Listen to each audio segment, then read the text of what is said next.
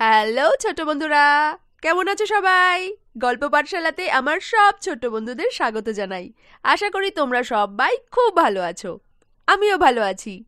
চলে এসেছি তোমাদের সাথে গল্প করতে। আজকে তোমাদের আমি একটা ছোট্ট খরগোশের গল্প বলবো। তোমরা সবাই রেডি তো? চলো তাহলে আমরা গল্প শুরু করে দিই। একটা ছোট্ট মিষ্টি খরগোশ ছিল, তার নাম ছিল চিকু। সে বাস করত একটা বনে। সেখানে সে খুব মজা করে দিন কাটাতো। সারাদিন খেলা করত, খাবার খেত, আর তার ছিল অনেক বন্ধু। তাদের সাথে সে সারাদিন খুব মজা করত। ওই জঙ্গলটায় কোনো হিংস্র প্রাণী ছিল না, তাই তার কোনো ভয় ছিল না। সে সারাদিন খুব আনন্দে ঘুরে বেড়াতো চারিদিকে। একদিনকে হঠাৎ সে জল খেতে খেতে কিছু কুকুরের আওয়াজ শুনল। কুকুরের আওয়াজ শুনে চিকু খুব ভয় পেয়ে গেল। চিকু বুঝতে পারলো যে কুকুরগুলো এদিকেই আসছে। সে তাড়াতাড়ি ওখান থেকে পালিয়ে নিজের হরিণ বন্ধুর কাছে গেল। হরিণ দাদা, আমাকে বাঁচাও, ও কিছু কুকুর আসছে এদিকেই, আমাকে তো ওরা খেয়ে নেবে। তুমি তোমার শিং দিয়ে ওদেরকে তাড়িয়ে দাও, আমাকে বাঁচাও হরিণ দাদা।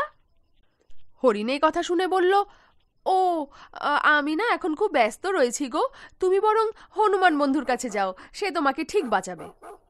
চিকু একটুও সময় নষ্ট না করে ছুটে চলে গেল হনুমান বন্ধুর কাছে।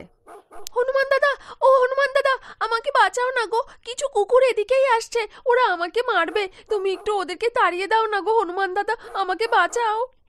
হনুমান এই কথা শুনে বলল, আমার এখন না খুব খিদে পেয়েছে গো, আর আমি খুব ক্লান্ত, আমাকে এখন একটু খাবারের খোঁজে বেরোতে হবে। তুমি বরং এক কাজ করো, হাতি ভাইয়ের কাছে যাও, হাতি ভাই তোমাকে ঠিক বাঁচাবে। চিকু ছুটতে ছুটতে চলে গেল হাতি দাদার কাছে। হাতি দাদা, ও হাতি দাদা, আমাকে একটু বাঁচাবে গো, ওইদিকে একপাল কুকুর আসছে, ওরা ওরা আমাকে দেখতে পেলে আমাকে ঠিক মেরে ফেলবে, তুমি একটু ওদেরকে ভয় পাইয়ে তাড়িয়ে দাও না হাতি দাদা।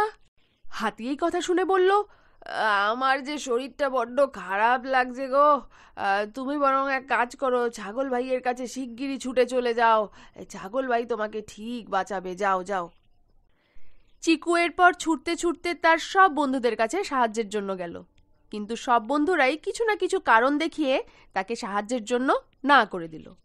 ওদিকে কুকুররা তো এদিকে এগিয়েই আসছে। খরগোশ এদিকে ছুটতে ছুটতে খুব ক্লান্ত হয়ে গেছে। সে বুঝতে পারলো যে তাকে নিজেকেই একটা কোনো না কোনো উপায় বার করতে হবে, কারুর কাছ থেকে সাহায্য পাওয়া যাবে না। সে তখন কি করলো, একটা ঝোপের আড়ালে নিজের শরীরটাকে খুব ছোট্ট মতন করে লুকিয়ে রইল।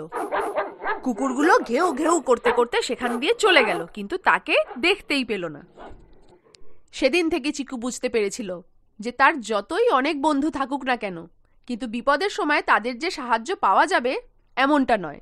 তাকে নিজেকেই পারদর্শী হতে হবে, যাতে সে যে কোনো রকম বিপদ থেকে নিজেকে বাঁচাতে পারে। এই গল্প থেকে আমরা এটাই শিখলাম যে অন্যের উপর ভরসা না করে নিজের পায়ে দাঁড়ানো উচিত। তাহলে ছোট্ট বন্ধুরা, তোমরাও চিকুর মতো নিজেরা পারদর্শী হয়ে ওঠো, অন্যের উপর একদম ভরসা করো না, কেমন? আজকের গল্প এখানেই শেষ করছি। আবার একটা নতুন গল্প নিয়ে খুব তাড়াতাড়ি চলে আসবো তোমাদের সাথে গল্প করতে। ততক্ষণ তোমরা খুব ভালো থেকো, সুস্থ থেকো, আনন্দে থেকো।